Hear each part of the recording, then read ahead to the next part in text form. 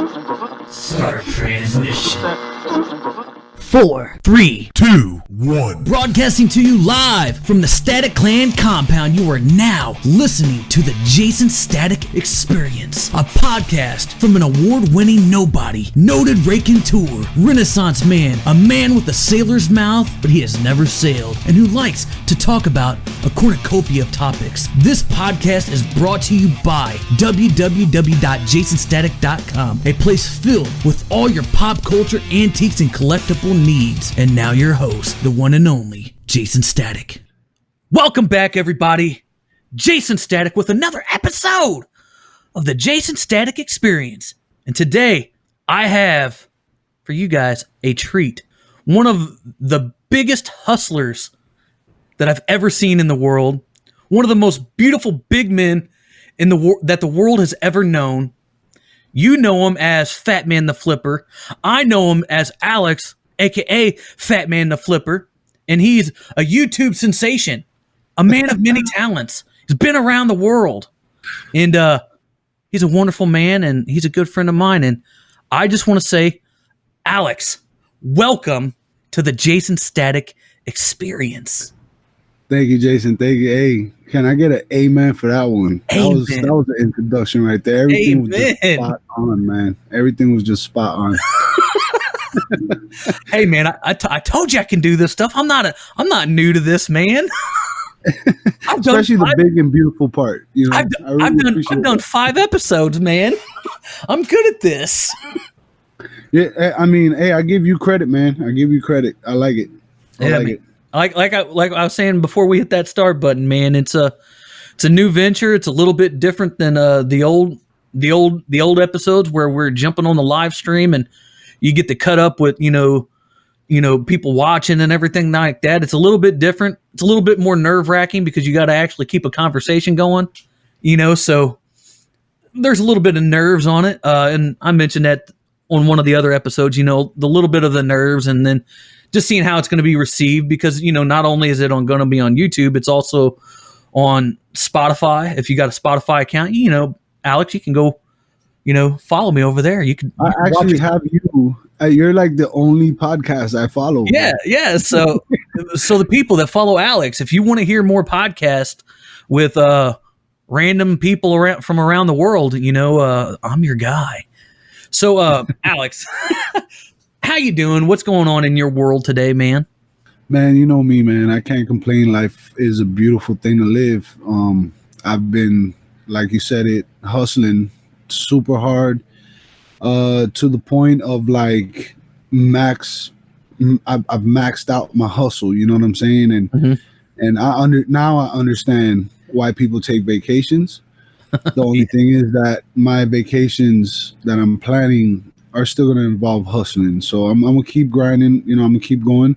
Right now, my business is put to I'm not going to say a stop because it's still going. Right.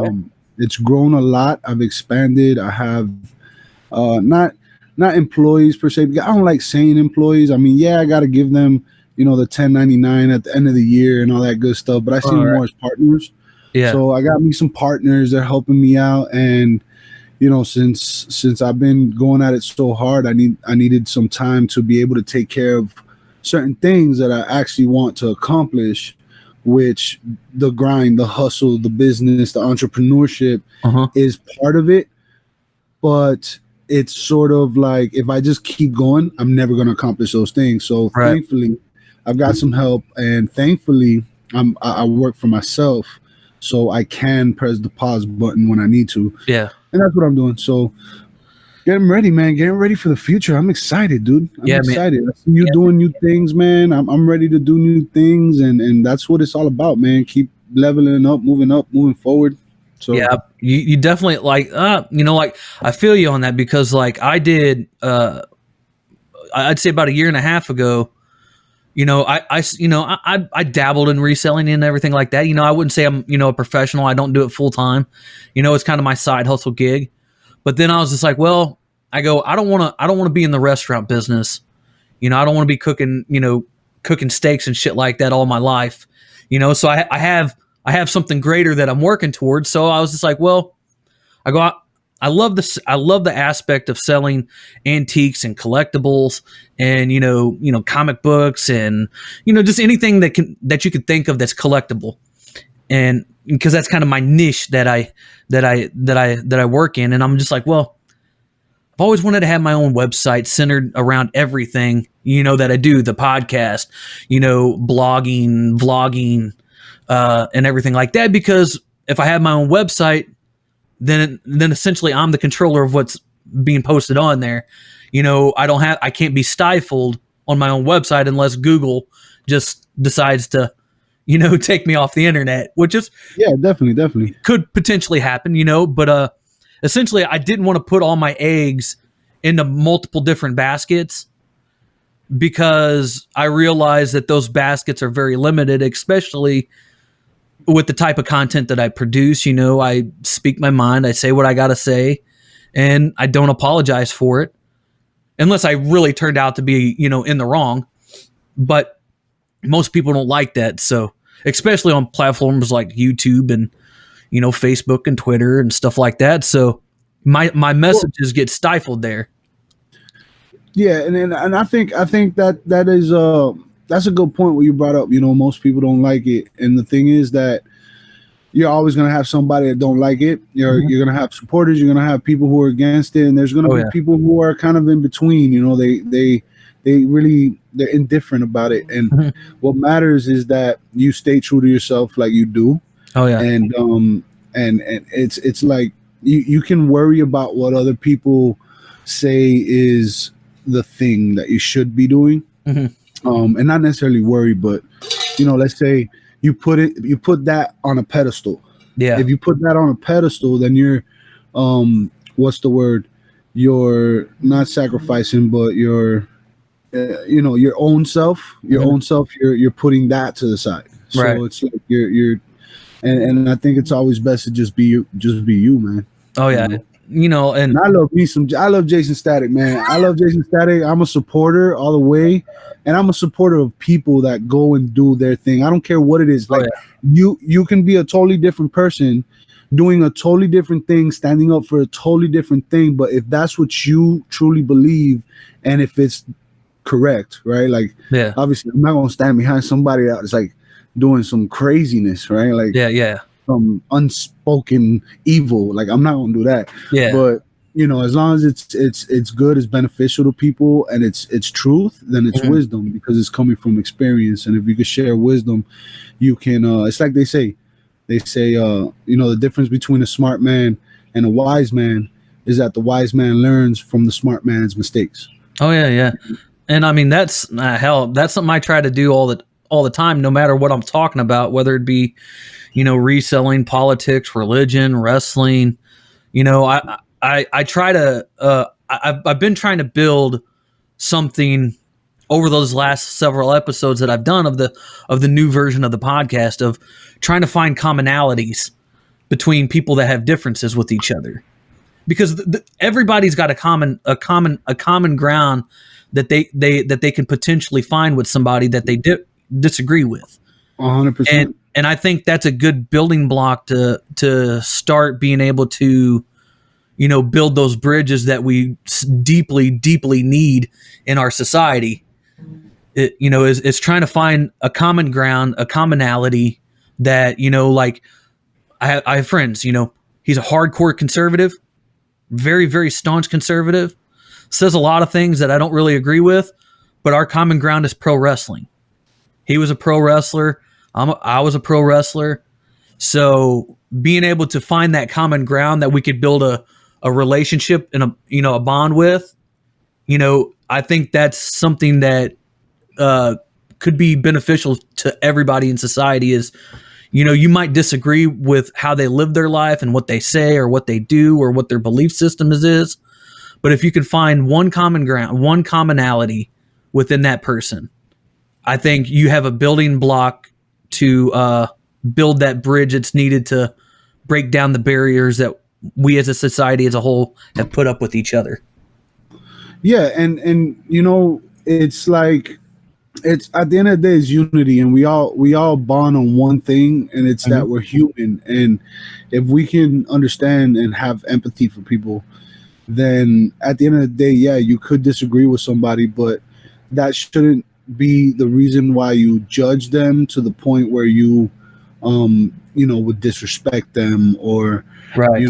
cross some sort of line like that. At the end of the day, you don't have to like somebody to respect them, right?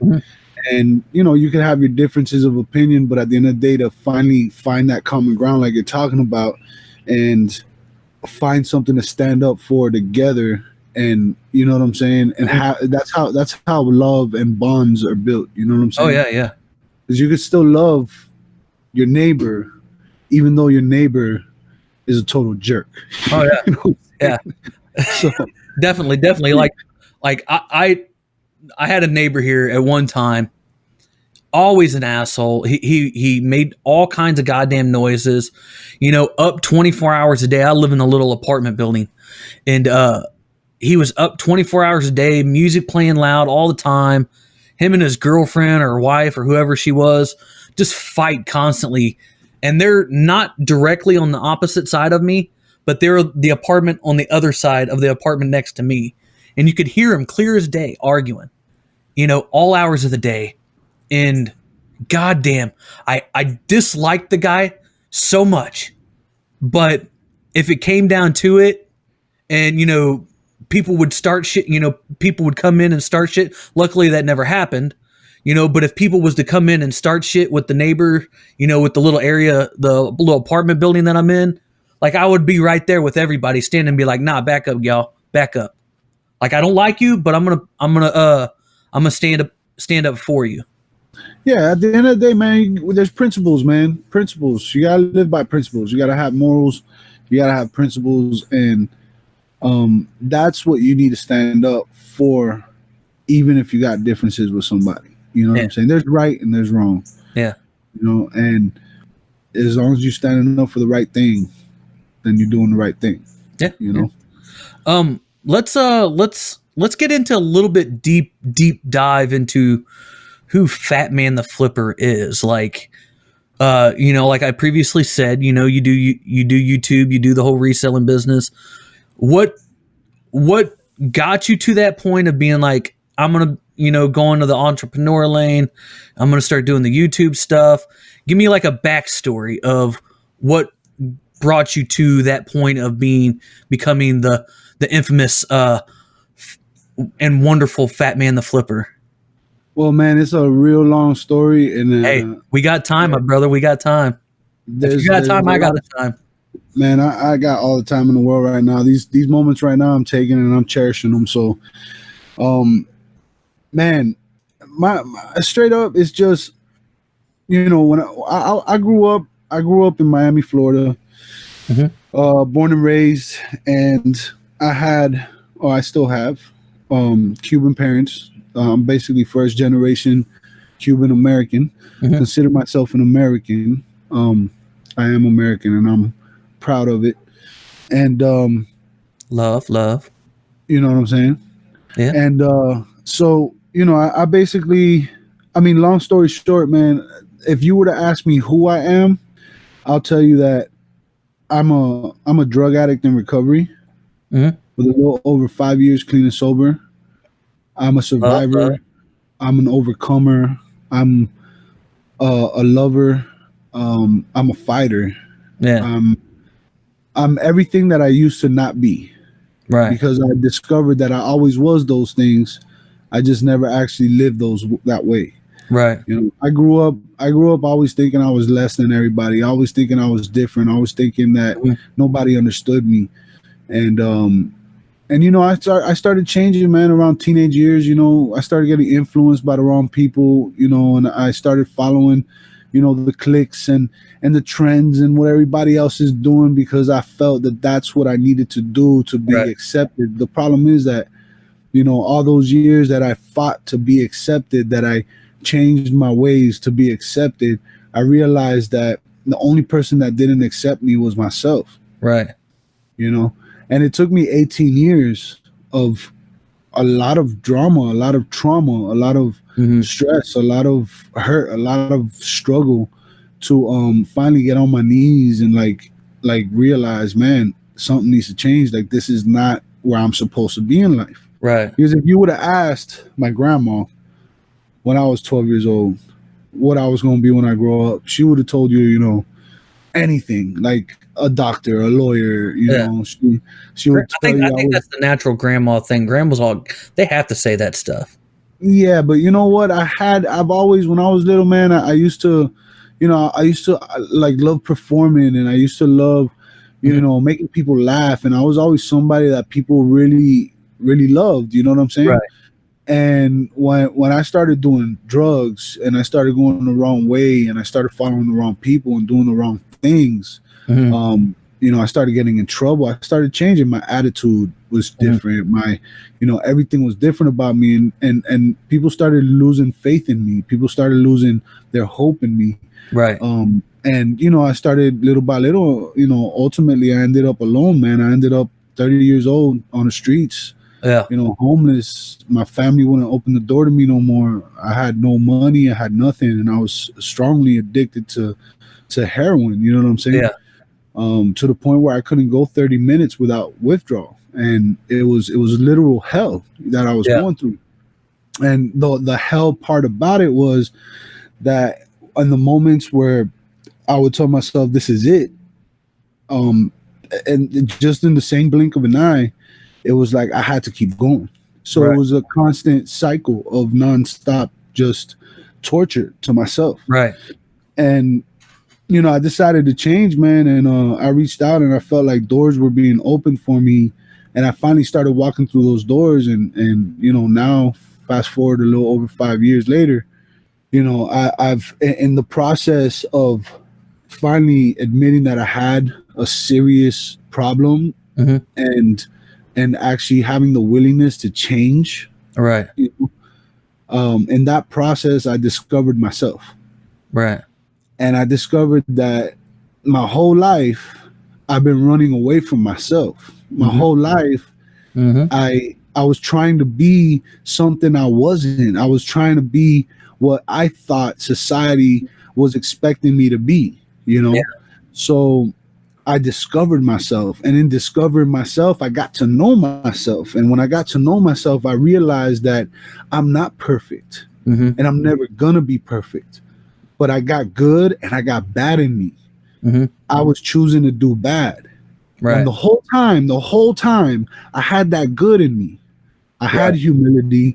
I had love. I had generosity. I had, you know, diligence. I had all those wonderful patience. You know, I had everything, courage, but I never used those. I chose to go the other way. And when I discovered what those things were, I was like, wow, hold up. So you're telling me I am prideful, but I am humble. I just sometimes let one outweigh the other. Right. And I started reading about it, and I started listening to people with the same experience as me. I started talking my experience and sharing it with the world. And next thing you know, I'm in front of, you know, a few hundred people, and I don't know none of them. None of them know me. Right. But I get up and I start speaking, and it feels like everybody understood me, even though they're not from my world. They don't know where I'm from. They don't know what I've been through, but they do, because I spoke from my heart. I spoke the truth, and I said, look, this is where I was, and this is where I'm at now. And if you know somebody, you know what I'm saying? This is how I was able to get out of it. Right. And then people start coming up to me and like, man, you know, thank you for sharing that. You know, I have a cousin, or I have a sister, or I have a father, or I have a, you know, that went through the same thing, or I lost my nephew, you know, and all these things. And I realized, man, you know, because at that moment in my life, I'm like, man, I went through all this stuff. I wasted 18 years of my life, 12 years old to 18 years old, wasted my life, didn't do anything I said I was going to do, didn't fulfill my dreams, didn't chase them. I wasted 18 years, and in that process, I realized, yo, I didn't waste nothing. Yeah. Do you hear that? Ah, that's cool. You're outside. It's cool. I'm in the mountains, yo. My neighbors are literally chainsawing down trees right now. Hey, man, it's all right. We'll send them a check later in the mail. All right, yo. But straight up, like I realized, man, that my life wasn't a waste. I was fortunate and blessed to have survived that for a reason. Right. Like it's because I have a story that I need to share. Right. So right. before YouTube, before anything, I was in a recovery group, right? Right. And we weren't per se allowed to have phones. So I didn't have a cell phone for about 3 years. Right. And when I was finally allowed, given permission to have a phone, I had started working and doing all this stuff. And here I am with a phone. I discovered like, oh, YouTube. Oh man, pranks. Oh, look at this guy. He's pranking this guy. I like this. Mm-hmm. So I'm watching YouTube for the entertainment factor because, I was told that, look, man, you only have one choice in life. You have to follow what we say or else you're going to die. And I was made to believe that. Right. In this recovery group, I was made to believe that I had no option in life other than whatever they gave me permission for. Right. And it's not to bash them because ultimately I got love and respect for them because they did open the doors to me when no one else did. Right. They gave me the building blocks that I have now that I use in my life to stay sober, stay clean, stay positive, stay productive, and all these things. But ultimately it felt like there was a restriction on me, right. like I was made to believe that the only option I had in life was to work for my father and take over his business. Right. So when I had initially left that group, not left, but I was still part of the group, but they gave me permission to start because I lived inside that group. Right. Right. When they gave me the permission to get out of the group and start working and start moving forward, they told me this is all, this is what you got to do. Right. So as a good follower, right, which we'll get to that later, as a good follower, I had faith in what they were telling me. So I did it. And thankfully I did because it was an experience added to my story of experiences that helped get me to where I'm at now. So I get out of the group, I got the phone, watching YouTube, and one day I'm driving at work. Honestly, I didn't like work. I didn't see a future for me there. Yeah. I just felt like this is the only option I have because other than this, the only option I had was to be homeless or dead or in jail. Right. Go back to where I was. That's not a good future. That's not a good future. To go backwards is not a good future. Right. So I find this fish tank on the side of the road, dude, and I had dreams. I had little dreams I didn't really tell nobody about, like I wanted to start like a reptile zoo and things like that. I really like reptiles, So I found this fish tank on the side of the road and I said, I'm gonna keep this for the day I have an anaconda or something, you know what I'm saying? Right. Like some crazy wild thing because it was a big tank. And I realized that I didn't have space for it in the little apartment I had.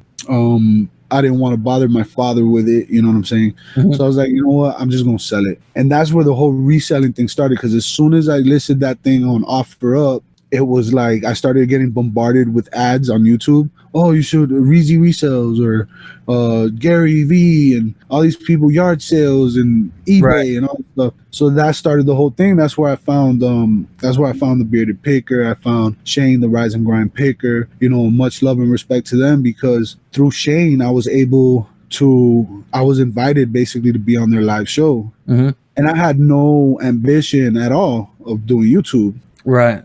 Doing their show and being on there and them hearing my story and all this stuff, everybody was like, you need to do YouTube. Yeah. You have the personality for it, man. You have a story you need to share, and you would do great on YouTube. And that's where I discovered my creative side to do, editing and stuff like that. Right. It's been fun ever since then, but ultimately I've always been a go-getter. I've always been an entrepreneur. And that's something that's been it's in my blood. My grandma was, everybody in my family pretty much is an entrepreneur in a way. I'm just like the new generation. Right. What was, you mentioned something a little bit ago about something that triggered you and you felt like it was opening doors for you. What was that trigger that, that little light that popped in your head and was just like, maybe I'm going to go through this door because it feels like a good option. What was that initial trigger? Yo, dude, it was at that point I was suffering so much, and that's what it was. It was the pain that I felt, the loneliness that I felt, the hopelessness that I felt inside me. My mind was still telling me, no, don't go, come back, go get high, go rob somebody, go do something crazy. Yeah. But the pain and the hopelessness, was telling me, do you want to keep feeling this way? So the first door that I felt was open was when I had nothing, and it was like something came over me. Everyone told me, that's it, you're over. Like, I literally got bombarded by friends and family who cut me off, and I had no exit, and I felt trapped. Right.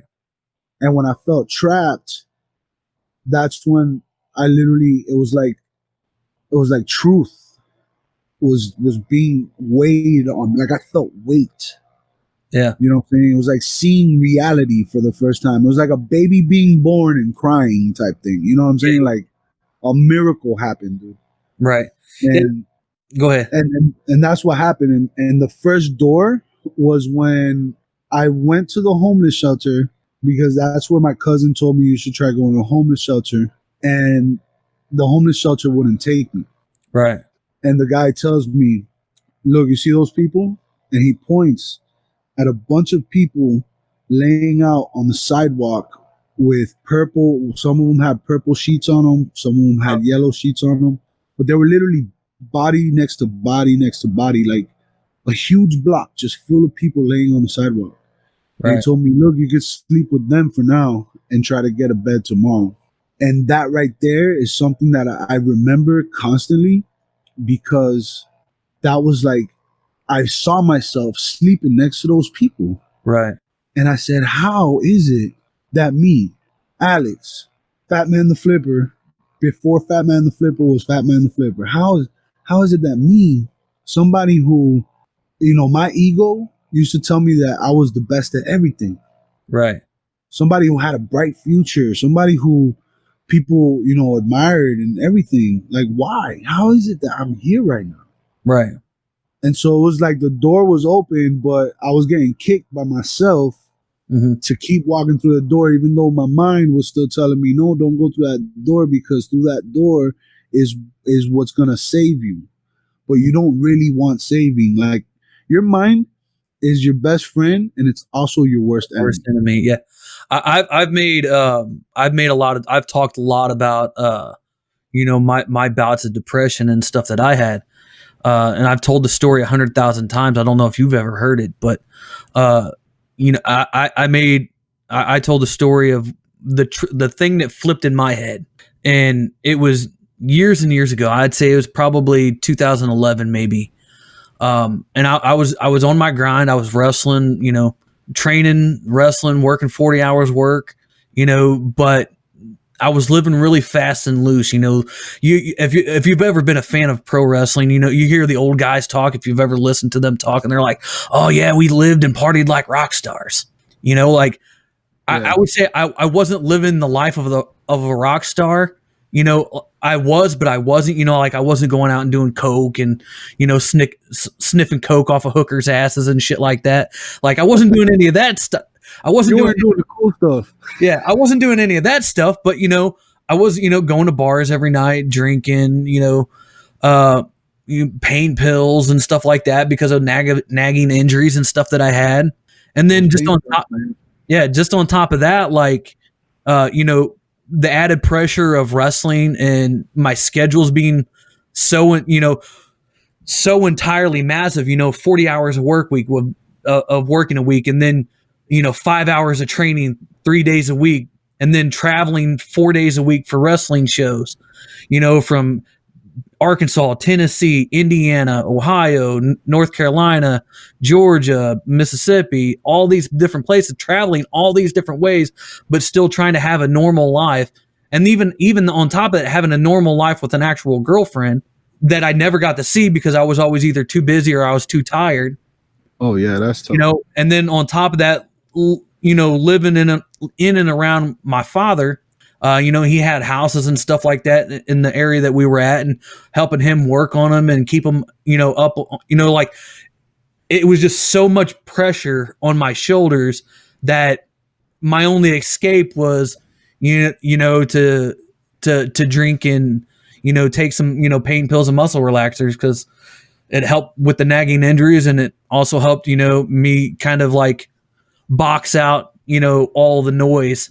And it got me into a point of just like, I was so angry with my, in my life, like snapping at anybody and everybody. I made an example the other night that's with somebody that I talked to. I said, if you walked in my path and you eyeballed me the wrong way, like I was opening shots up on you. Verbal shots, not like pop shot, like gun shooting, but it's like I would verbally attack you for no reason. You could just walk by me and be like, ugh, and I'd just go off on you.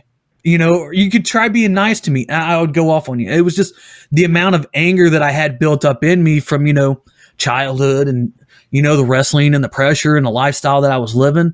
It got so much weight on me, and it got me down to a point where I felt so low within myself and in my life that, like you said, I only had an option of letting it all go, letting that proverbial cannon explode and, doing something crazy, whether it be doing something crazy to myself or, end up in jail or something like that. And I was sitting on the bank of the Mississippi River right underneath the St. Louis Arch. And I had my feet sitting in the water one night, just sitting there, and I was watching YouTube. Why I was sitting there, I have no fucking clue. But I just felt like that was a good place for me to sit.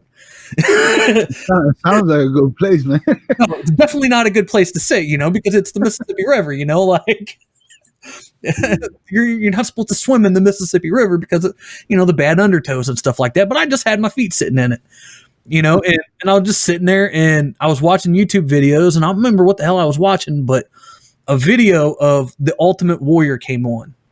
And the Ultimate Warrior, years ago, before he passed away, he had these motivational, forget what he called them, motivational madness type stuff, where he'd get in there and he would essentially be cutting promos on you, and he'd be like, "What the fuck is your problem? Don't you realize that you are the creator and the writer of your entire life? Why are you letting other people?" And he's essentially saying, you are a warrior. And I watched this video, and I sat there, and he had like 6 of them at the time.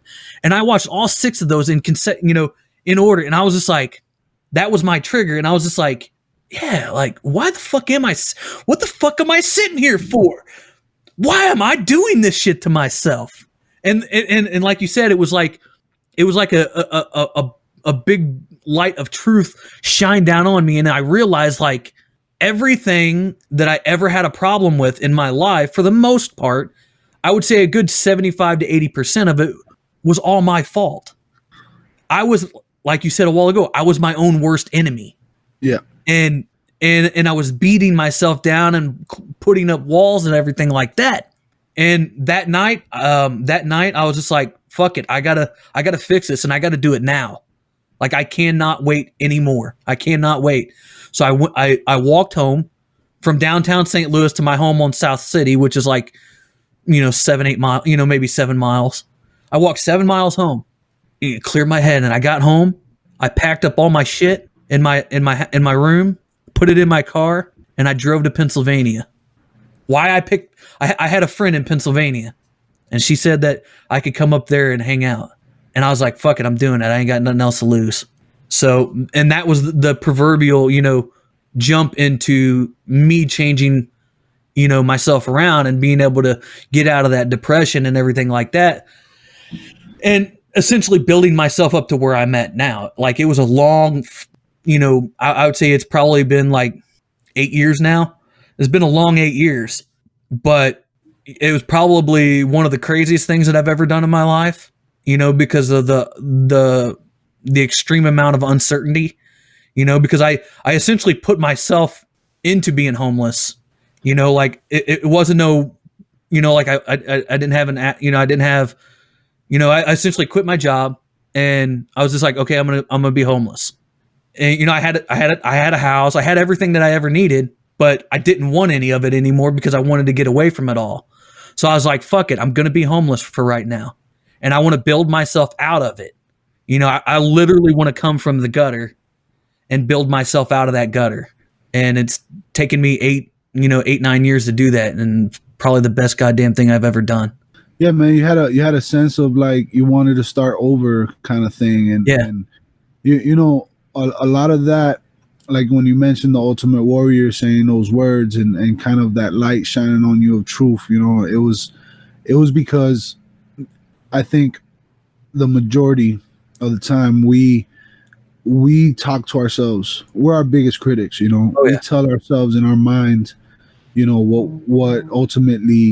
um what ultimately will drive us, right? We tell ourselves, you know, what we think we should hear.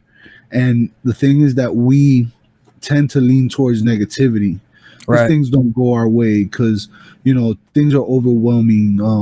You know, there's just too much going on. Your instincts, which are meant to survive, are being pulled left and right, here Mhm. and there. You know, and then you're letting your instincts drive you, Right. which that's something that a wild man does.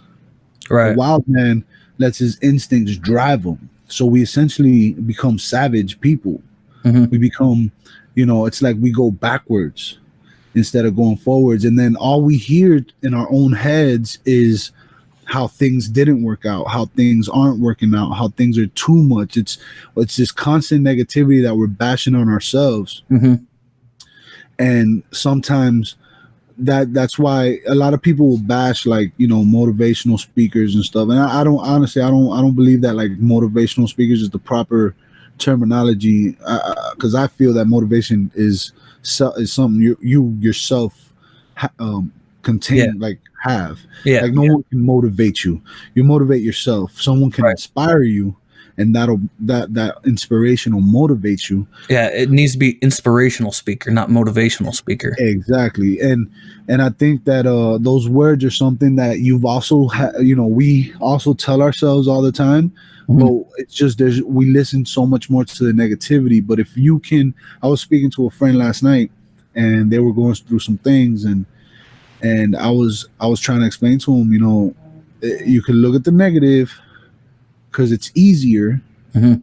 right? It's like we scream, we want pain, we want that, you know, self hurt. You know what I'm saying? Yeah. It's easier because it's lazy. Right. You know what I'm saying? It's like, okay, yeah, it's just what it is. You know, Yeah. versus actually going against it and working around it and finding the positive in everything. Like nowadays, it's easier for me to find the positive in things, Hmm. when the negative is apparent. Like the negative is there, Hmm. and a lot of people would even like be like, how can you be positive right Right. now? But it's because I've found a way for myself through my own self knowledge, like my knowing myself. Right. I've Right. been able to discover how I work, and that way I know, okay, I'm being negative right now, I'm letting this negativity affect me. Hmm. It's like we all go through it, dude. You know, Right. we all go through negative shit, all of us. Right.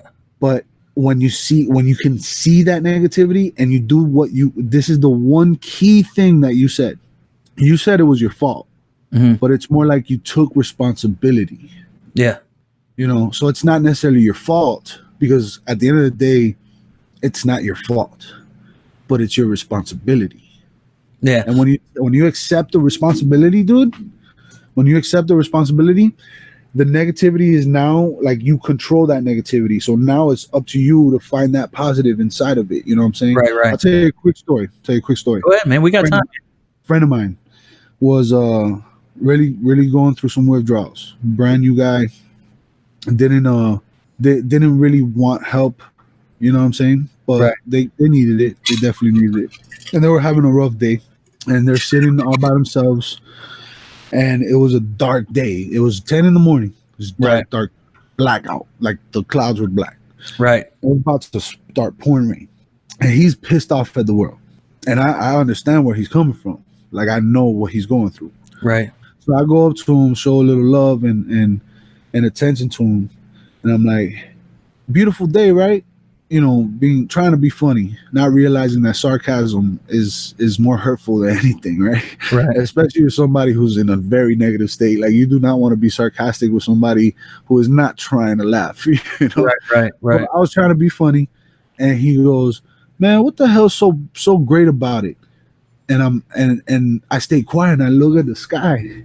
I'm like, in my head, I'm like, he's right. There's like there's nothing great about this day, right? But then I found, and it's crazy. This is a true story. I find one little spot, dude, a little tiny spot where the clouds were broken, Right. and you can see the sky behind it, and you can see blue sky behind the broken clouds, like I'm talking about. The whole entire sky was full of clouds. You couldn't see anything, but there was that one little spot of blue sky that you could see, and the sun was shining through it. And I go, yeah, but that's because you're looking at all of this, and I'm pointing at the whole sky, and I'm like, when you should be focusing on that right there. And I point at the little spot, and he looks at me, he goes, "Man, shut the fuck up." So right there is a great example. I was able to find a positive in the situation. Right. But he just wasn't trying to have it, because it was so much easier to be pissed off. It was so much easier to hate his life. It was so much easier to sit back and block out the world and blame the world and point the finger and just be in a negative state of mind. Yeah. So much easier than to try to force yourself to understand that, yes, there's negativity, but look, there's a little bit of blue light right there. Yeah. You know what I'm saying? I think that's something that's a big detriment to our society as a whole, especially in the current climate of, everything that's going on. Is nobody wants to, like you said, it's so easy to just, it's probably one of the easiest things in the world is to be negative about anything and everything, because you actually don't have to put any work into it. You essentially just say it. Fuck this thing. Like I talk a lot about politics and stuff like that, and I constantly talk about, fuck the government, fuck both sides, da da da da da.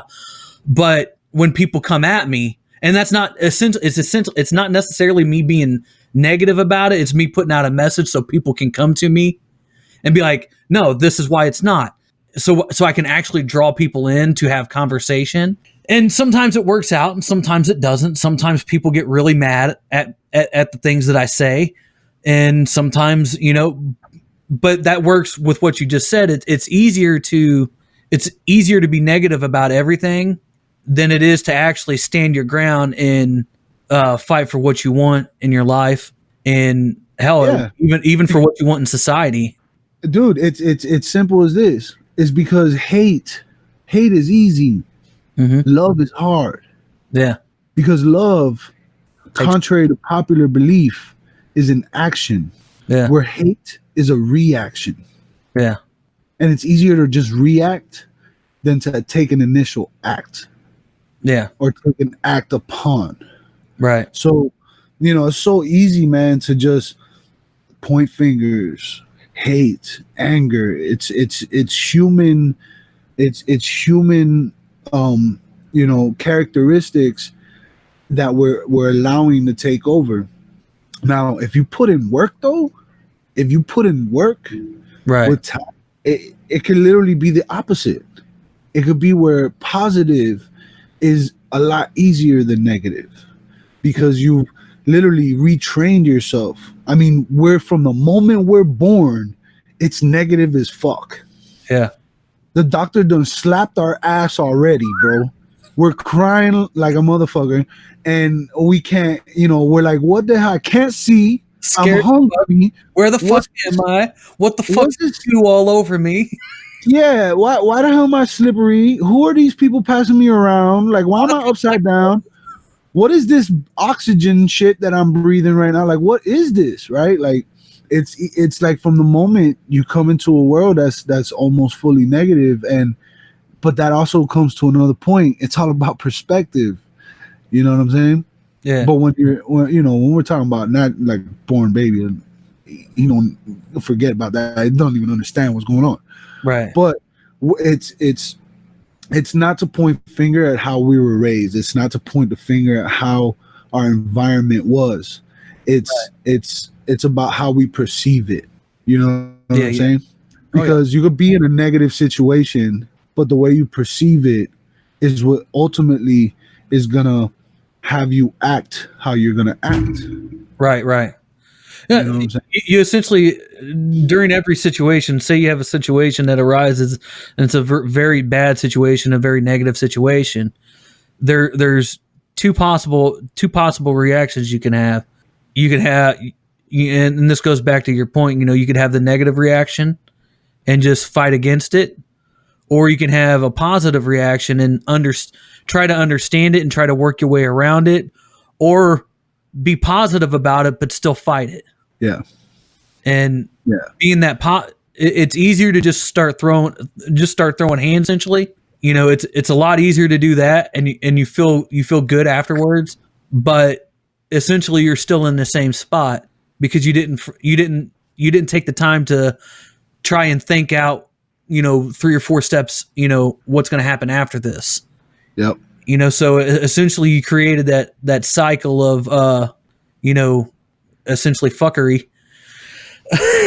Yeah, dude, and you know what, with the state of current affairs, it's a sad situation, because if you ask me what my opinion is that everybody's wrong.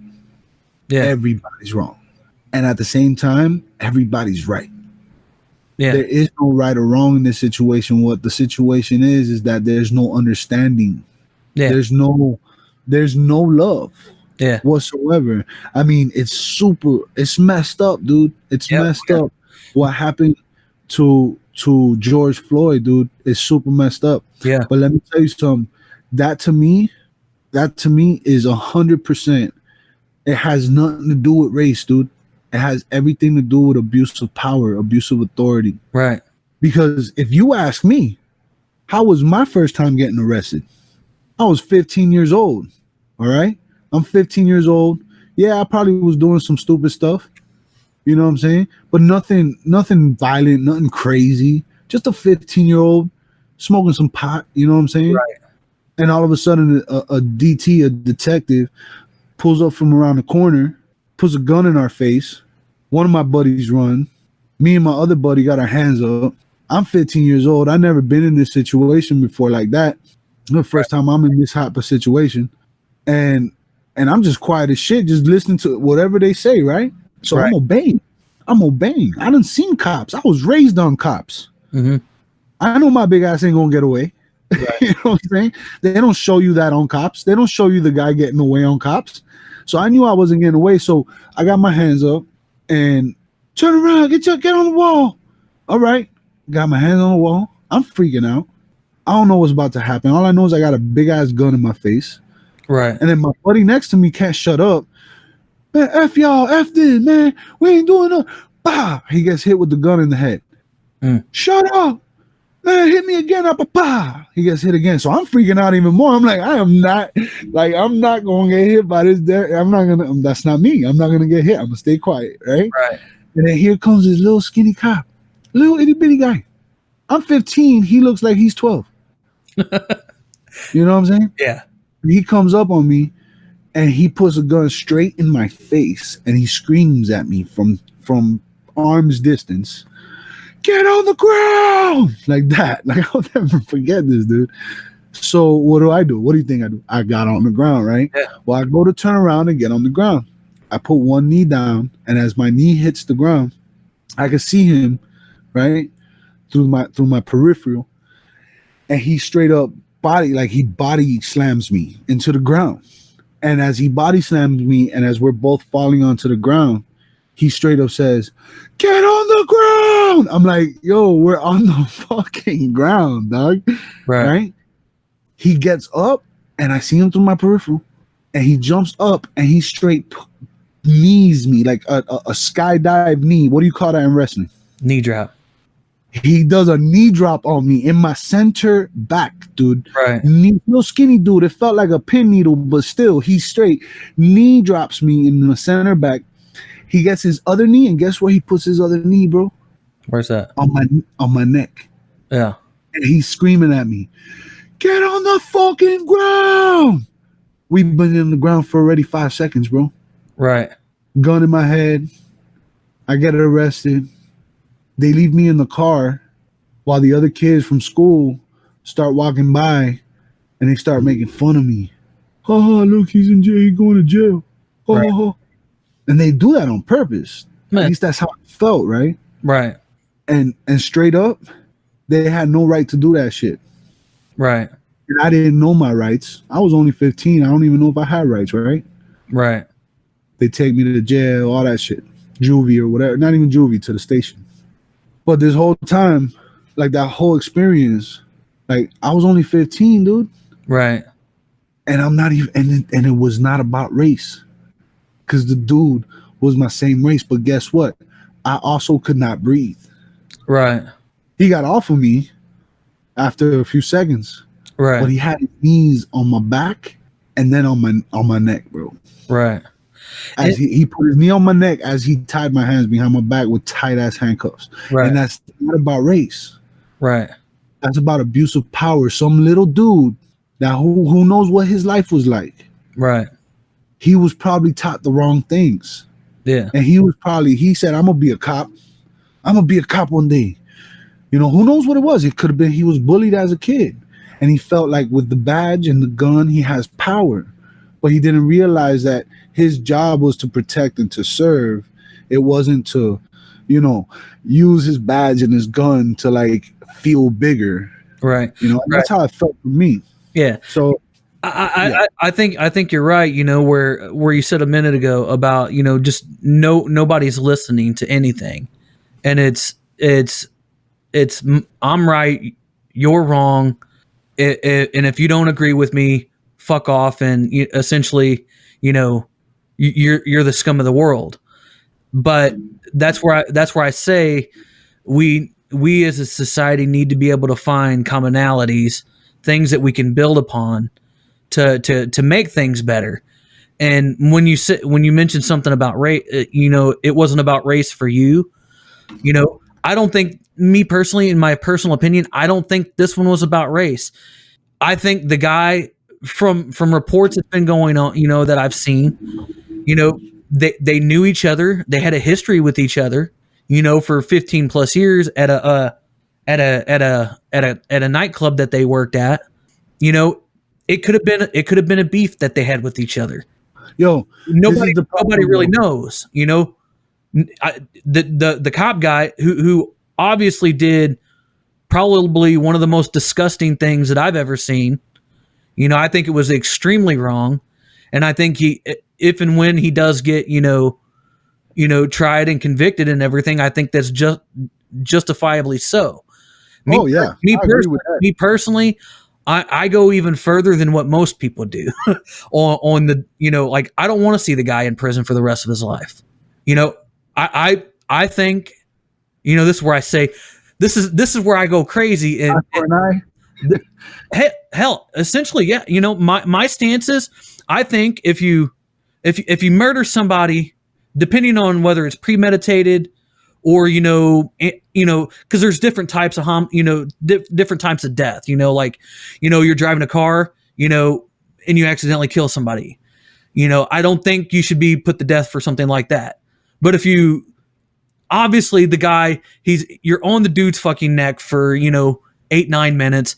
He's telling you that he's having trouble breathing, and you just stay there for, you know, looking off into the distance, you know, like, you know, counting cards. I don't know what the fuck he was doing, but like, he just stood there, like he wasn't even moving. He was just there. Like, you know what I mean? Like, yeah, I think when you get down to that aspect of it, you know, there was maybe a little bit of beef between them, because most cops in that instance, like the instance with you, they initially did it, boom, a couple of seconds, maybe a minute or two, and then he got up, you know, but to stay there for that long amount of time is, but this is the thing, dude. Eye for an eye, man. Just this is my stand on that. I believe that's up to God right there. Like, I cannot, I personally cannot stand behind, like, that's something that God, like, that's a God thing right there. You know what I'm saying? Let God judge, let God do that. Like, I couldn't stand behind, like, justifiable murder or death or whatever, right? But see, this is the thing. All of this is speculation, where to me, what's plain as day is that it's a cop who has been in problems before. Oh yeah. Right? Who has had situations where he killed somebody, right? Yeah. He killed yeah. Dude, he got away with it. Him and a few other people. So in his mind, he's like, I don't give a shit. I'm gonna keep doing it because I'm a cop. He's confused. Right. He thinks that being a cop is being above the law, and that's not speculation. Yeah. That plain as day, what happened was a cop misusing his power that he doesn't even have. Cops don't have power. Right.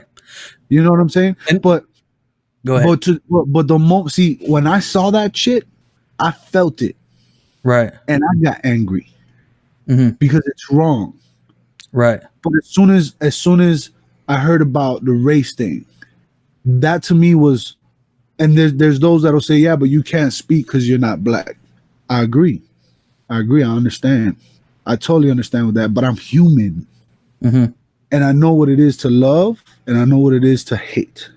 Right. I know those things. I've felt them, and I've also acted upon them. Right. So I know where they're coming from, because the reality is there is racism, and that's been around forever. Yeah. You know what I'm saying? But that act right, that situation right there was not just racism. Am I saying that it's not racism? No, I'm not saying that. Right. I do not know what was going through that motherfucker's head. Right. When he killed that dude.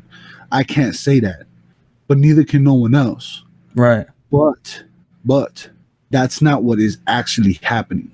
Right. Because what is happening is that same day, how many other people got their ass whooped by a cop? Right. How many other teenagers got roped up, beat up, treated like an adult? Oh yeah. You know what I'm saying?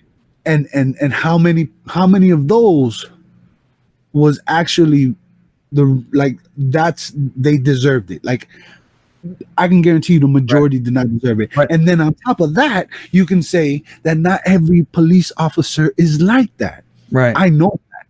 Oh yeah. I know that every police officer is like that. But that doesn't matter if you're a police officer or not. There's people that harbor that sort of hatred, that sort of anger, and they take it out on other people, and they find ways to justify themselves for it. Because I'm a cop, I was defending myself or whatever. But there's no such thing as, there's no good in justifiable anger. Right. Because at the end of the day, resentment is the poison you drink. Is the poison you drink to harm the person you're angry at. Right. You know what I mean? Like, you're only hurting yourself. Yeah. You made a good point a while ago about cops not having power. And they have a power, but they have a very limited amount of power. But the power that they're given is the power granted to them by politicians. Politicians make the laws that the cops say that they follow. It doesn't matter if the law is unjust. You know, like no knock warrants. I think those are very troubling. You know, because you don't have to have probable cause. You just fucking bust in and be like, you know, oh, this guy, you know, like the case of the Breonna Taylor, you know, was the wrong fucking house. You know, like it wasn't the wrong fucking house. Like, you know, and they killed the girl. You know, and that's sad that happened. And they were given that power to do that by government, by our politicians passing unjust laws, in laws that they knew could potentially hurt and harm people, because, you know, they kind of have that. They kind of have to have that mentality of, you know, the shit's going down, guys. We got to get on it. Hurry up, get over there. And you don't know the situation. You just got to get the situation taken care of.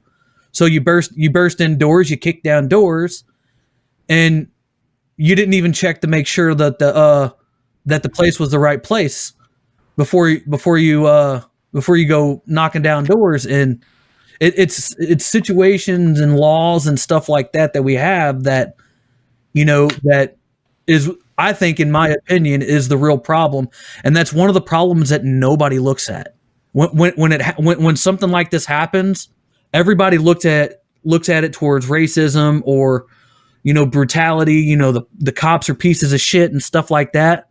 But the cops are following the laws that the politicians put in place, for the most part. Some cops are just wild and crazy assholes, very bad dudes, and they 100% abuse their power. But then you also have a section of guys that are following the laws because those are the laws that they supposed to have an oath to.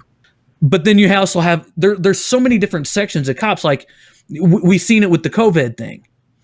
You had some cops enforcing, you wear a mask, you peasant. You stay inside, you peasant. Some cops were doing that. Some cops were enforcing that, even though it wasn't an actual law. It was just an order, an unjust order.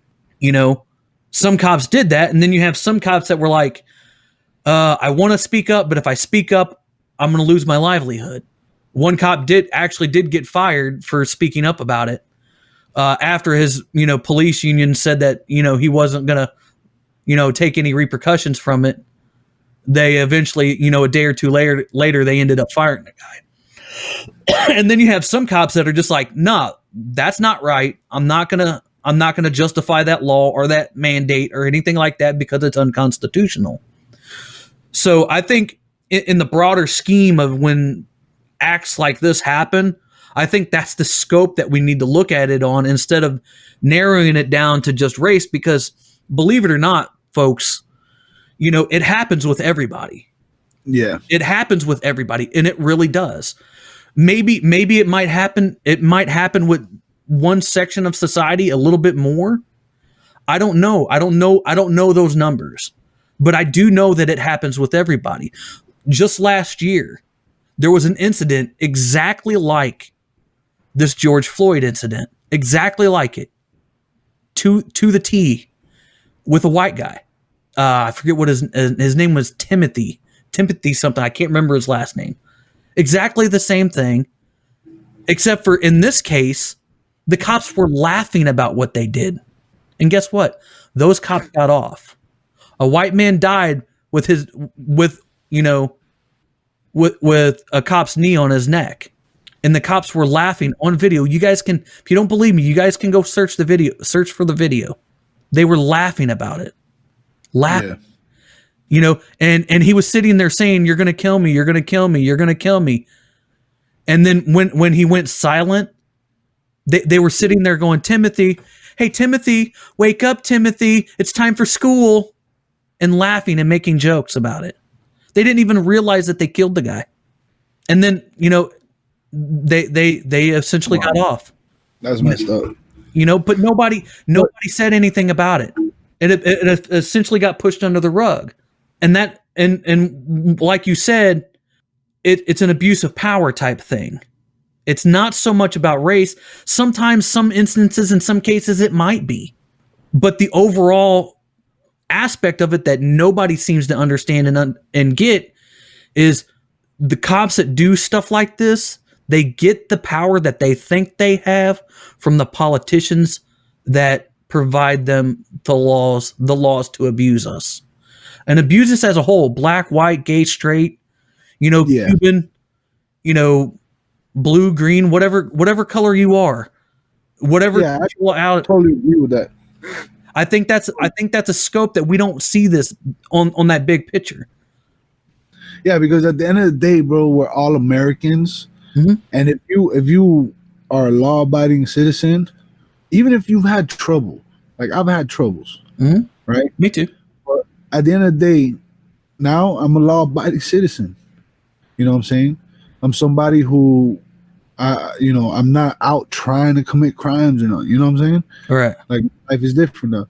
But we're all Americans, dude. Mm-hmm. All of us. And what's happening right now is dividing us. Oh, now, right.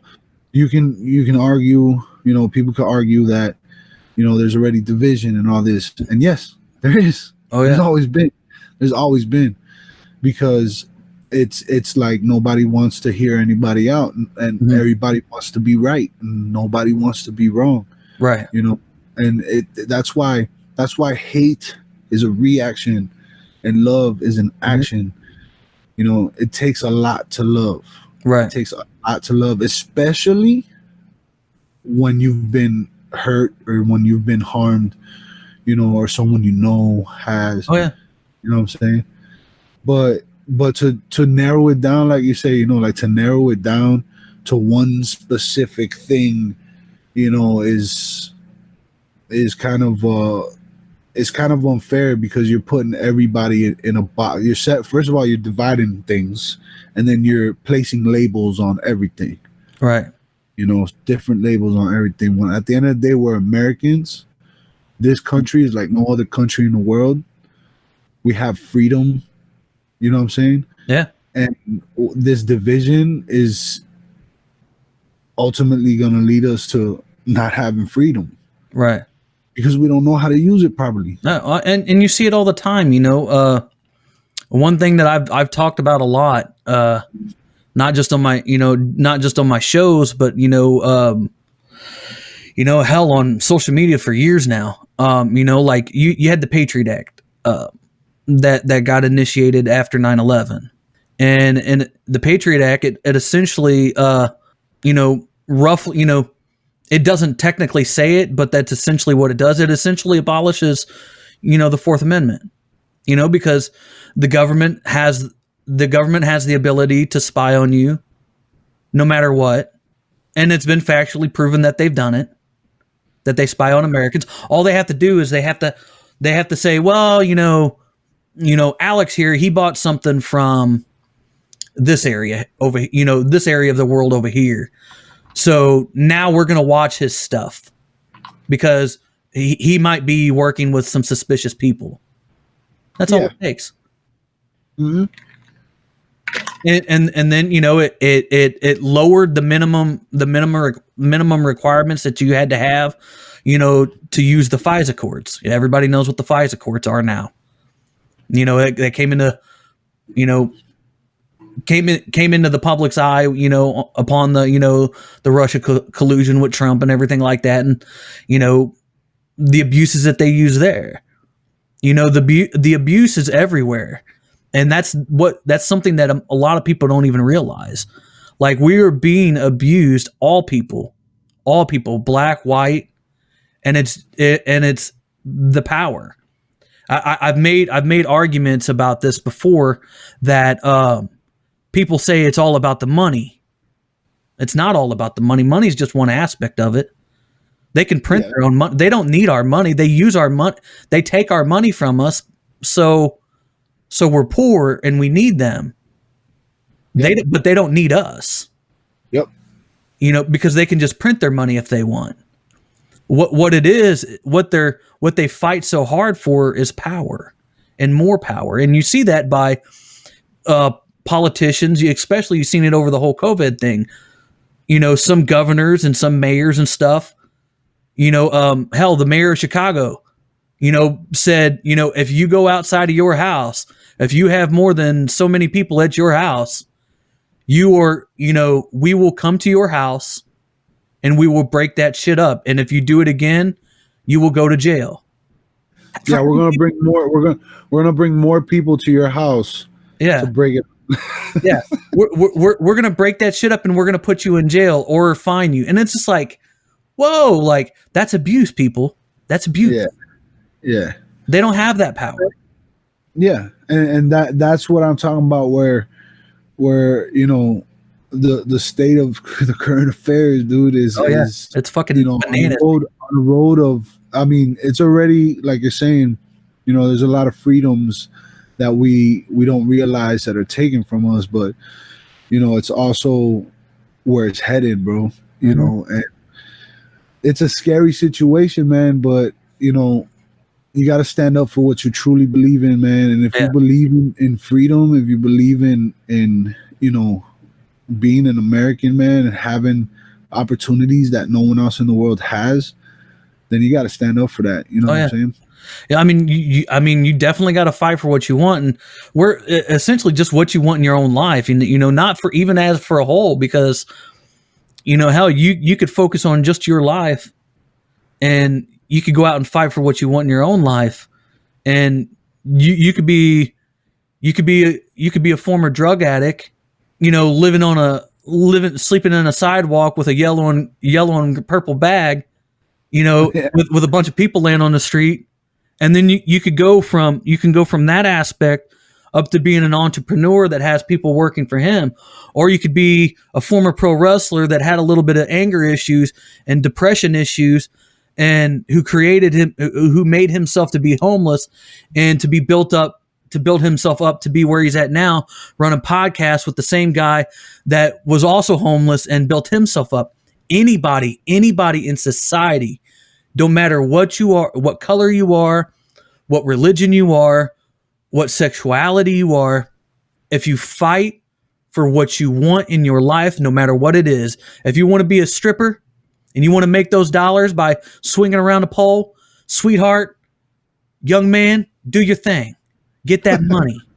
If you want to be an entrepreneur and you want to sell shit online and become the biggest business, if you want to become the next fucking Amazon, do your thing. Get on your hustle. Fight for it. If you want to be a fucking pro wrestler, if you want to be the next fucking Hulk Hogan, go out there, lift those weights, get those muscles, and fight fucking hard for it. Grind for it. Work for it. That's essentially the American dream, my man, is going out and fighting for what you want in your life. And I think that's lost on a lot of people. Yeah, man, we need to stop allowing ourselves to be distracted by things that really, really, really do not have authority over our lives, dude. Mm-hmm. We give it authority by putting any effort into, acknowledging it, man. I'm personally, I am like someone who you can look at and be like, man, this guy, through all the adversity he's been through, he made it to where he's at now. Right. You know what I'm saying? And I say where I'm at now because I'm not stopping. It's gonna continue. Oh yeah. And I'm gonna stumble and I'm gonna make mistakes and I'm gonna fail and I'm gonna fail and I'm gonna fail and I'm gonna fail, but I'm gonna be persistent. Right. I'm gonna be dedicated and I'm gonna be focused on what I'm actually trying to achieve. And for me, what I'm trying to achieve is that freedom. Right. In every aspect. Freedom from my own defects, freedom from, the society I live in. Right. You know what I'm saying? In the sense that it isn't to me about money. Mm-hmm. Money's great. Money's good. Mm-hmm. Money can definitely give you a little bit of peace in life, but you got to bust your ass to get that money. Right. But what's really important is the time. Because you only got so much time left. Oh yeah. You can look at your bank account and be like, man, I got X amount of money in that bank account. And you know how much money you got. Oh yeah. And you know that if you spend this much money, then you're going to have this much money left over. And there's going to come a point where you either need to make more money or you're going to spend it all and be broke, right? Right. That's the difference between money and time. Right. You can't do that with time. You don't know. There's no time bank account. Right. There's no, I have X amount of time left. Yeah. And I know if I spend this much time on this, I'm going to be good because I'm still going to have X amount of time left over to do these other things. Oh, yeah. And if I spend this time, I'm going to be able to get this time back. No, you ain't got that. No. So to me, everything that I've been able, to pursue and the blessings that I've had to, the experiences that I've had has been for that. It's been for time. You know what I'm saying? So I've actually sacrificed time that I have because I know I have it because I've been able to spend it. I've sacrificed that time so that soon I have more time. Right. Not knowing exactly how much time I have. Right. I have more time. Yeah. You ever see that movie with Justin Timberlake in it? It's called In Time. I believe that's what it was called. Oh yeah. Where is that what it's called, man? where they Yeah. had numbers of how much time they had left on their arm. Yeah, dude. Is that what it's called? I want to see that movie again, man. I think it was either Just Time or In Time. I can't remember the name of it, but that was a I think it was pretty funky movie, man. Because it was a concept, dude. It was that concept right there is real. Yeah, in a way. Like, and it was funny, and it go, and this is a perfect segue to kind of go into something else, because it also goes back to what we were talking about, abuse of power and stuff like that. Because in that movie, I'll just give you a brief synopsis of it. In that movie, the rich and powerful had all the time in the world, while the poor people had barely any time, and they had to fight to get more time. Yeah. And they had to do totally different things than the other people, you know.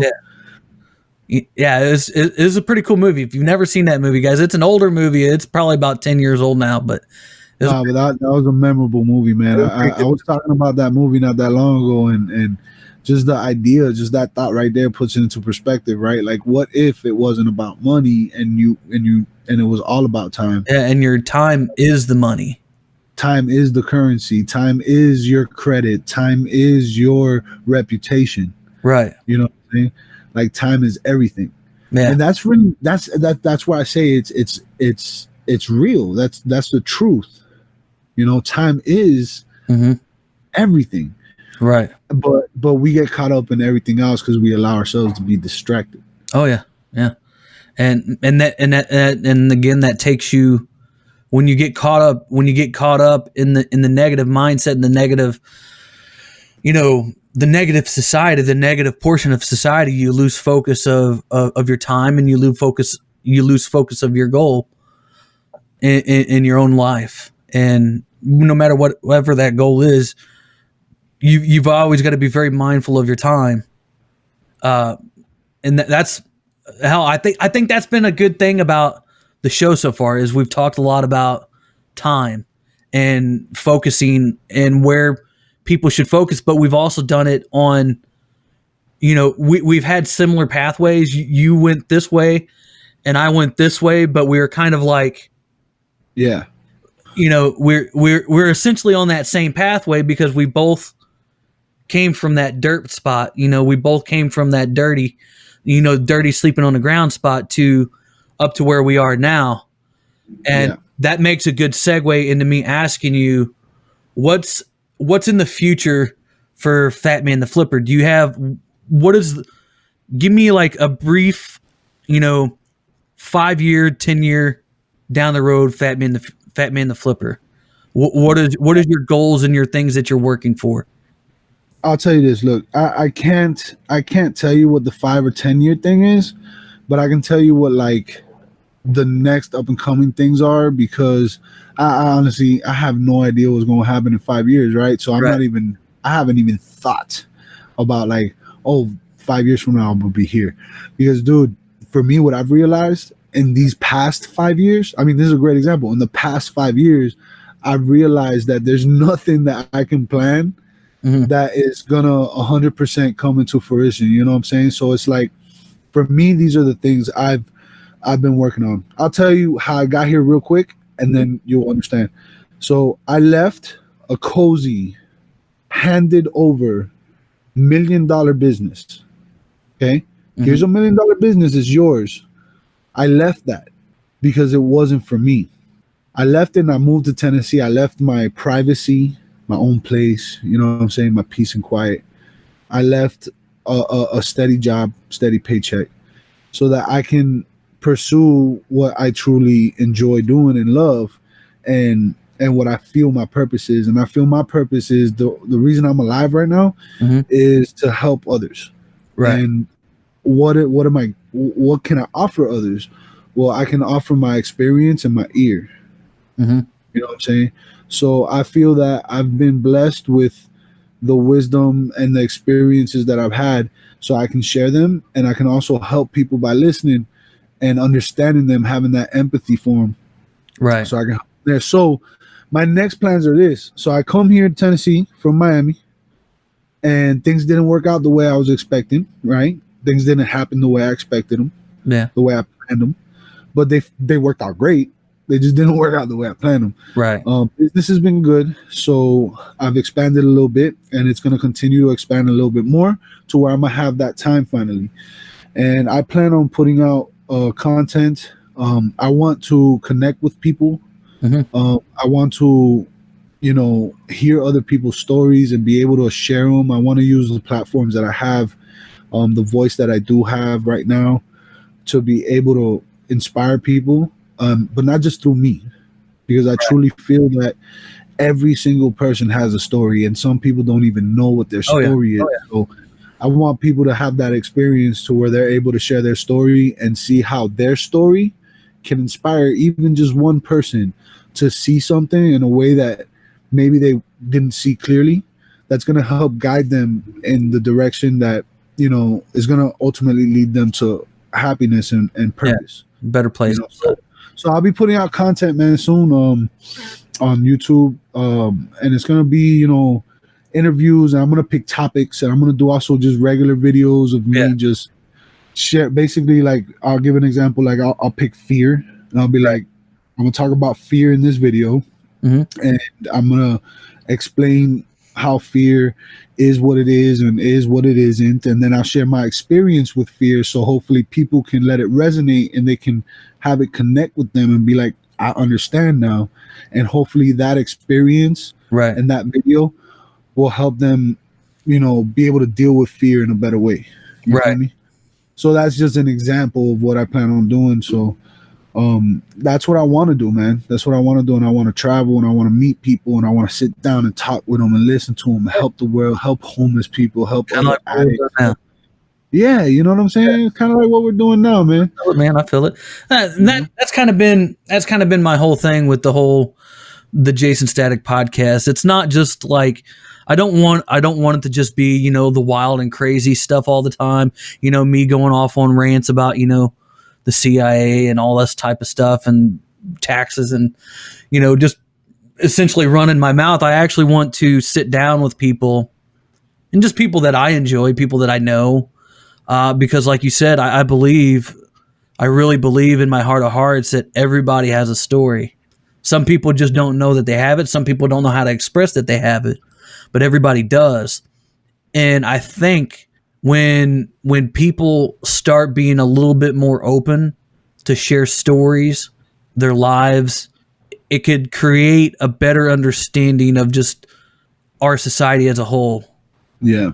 And you know what else, man? When you share your story, you feel empowered, because it's almost like facing that fear. Oh yeah, like a weight is, dude. It's a weight. It's a weight that gets lifted off, man. A weight gets lifted off your shoulders. One of those walls that you put up gets torn down. There's so many analogies that you could use. Huh? I said there's so many analogies that you could use for sharing your stories, your heartaches, your fears.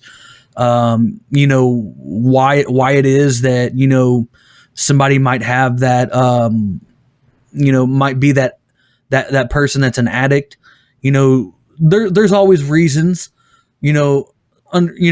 Circumstances. Who some people that fall into the drug game and become addicts and stuff. They feel worthless and useless, or they were abused and stuff like that. So they use it as a coping mechanism and stuff like that. And whenever you're able to start talking about those things, those fears, I call them the demons that we hold inside of us. Because everybody has a demon inside of them, and those demons are the ones that plays tricks with our minds and makes us fear, it makes us negative, and makes us put up all of those blockers to where you can't have that freedom and peace within yourself. Yep. Yeah, man. And on top of that, I would also love to, it's not always, real deep, conversations of reaching some sort of, catharsis or anything like that. It's also just a story. Yeah. It could be an enlightening story, a happy story, just, any type of story. I love people, man. Right. I love people. Oh yeah. Me too. I used to hate people, but actually, let me rephrase that. I used to think I hated people, Right. but what it was is I hated myself. Right. Right? I hated myself. I didn't like myself. Hate is a strong word. I didn't like myself. Right. So and then let that reflect into how I thought I perceived everybody. I didn't like anybody else. Mhm. Right? It comes to find out that I actually really love people, man. Yeah. People are amazing. Yeah. It's amazing what people can do. It's amazing what people can overcome. And I just love people, man. I love getting to know people, man. Are you good? Are you good with like being secluded? You know, within your own self. You know, like how they told us in the whole COVID thing. You know, lock down. You know, stay away from everybody. Yeah. Yeah, I mean, how did that go with you? You know, like I don't know what you did, but you know, hell, I've lived my life over the last 8-9 years. You know, kind of just doing my thing. You know, being with myself. You know, and occasionally I hang out with friends and do stuff and whatnot, and I go to work, so I see people. But I've really become, over the last 8-9 years of my journey, I've become very comfortable being with myself, being alone. That's a key to life, man. That's a key to life. Let me tell you something. A lot of people, I was secretly excited for the whole lockdown thing because I straight up and for this fact, because it gave people like the opportunity to be with themselves. Yeah. And a lot of people wasted this time, bro. Straight up. Oh yeah. Straight up from what I've seen, you know, because you know, you look on social media, you see what people doing and talking about and this and that. A lot of people wasted this time, man. Oh yeah. They spent it distracted with the wrong things. It was a perfect opportunity for you to, like you said, be secluded, right? But it's more like be with yourself and understand yourself even more, because this kind of shit brought the worst out of people and it brought the best out of people, right? So there was a lot of good, right? Yeah. But there was a lot of bad, a lot of wasted time, right? When you know, but it forced people to be with themselves, and when you realize how uncomfortable you are by yourself, you realize how much the world outside of you influences you. Yeah, you know. And I was always taught, I was told that when you're comfortable with yourself, being by yourself, like driving down the road, I always drive with music. Yeah. Every once in a while, I turn off the music and I just listen to like the AC blowing or the wind blowing through the window. And it's me with my thoughts. And those are my moments of like, all right, let me hear what was going on. Let me see what's troubling me, what's motivating me, get to know myself. It's me time. Right. You know what I'm saying? And people don't do that enough, man. Oh yeah. I do that shit all the time. I think it's been one of the things in my journey over the last 8-9 years. It's helped me more than anything, because now it's instead of that constant fight that I used to have with myself that created that anger and that pressure and that weight. Now it's more of it's kind of funny. It's now it's more of a conversation that I have with myself. Yeah. The good side of my head has now sat down with the bad side of my head, and it's all like both of them are at a standstill, and they're like, you know, the bad guy, he's wanting to be like, nah, do this, and the other guy's like, nah, bro, we got to come together, we got to do this. This is the way it's going to be. And then there's a third guy that pops up in there, and he's all like, nah, motherfuckers, you're both wrong. We're gonna go this direction. Put this on. Follow me. Yeah. Come on, guys. You're on the show. There's a reason why you guys are on both of the shoulders. You're not the center, man. You're not the center. The third guy is the guy that disappears when all shit hits the fan. Leave the other two guys like, oh snap, we messed up. Yeah. So that's something that I do with myself. I do it almost on a daily basis. Everybody knows I like to walk a lot. You know, I live in a really small town, so it's easy for me to do it. You know, I live in a town of like 3,000 people. I can walk across town in 20 minutes. So from one side of town to the other side of town in like 20 minutes.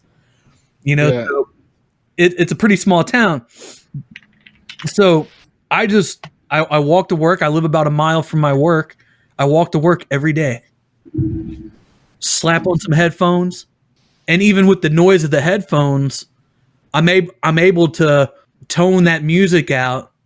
And just, kind of like, how, like in a good hip hop song, it's got like a good bop to it. Yeah.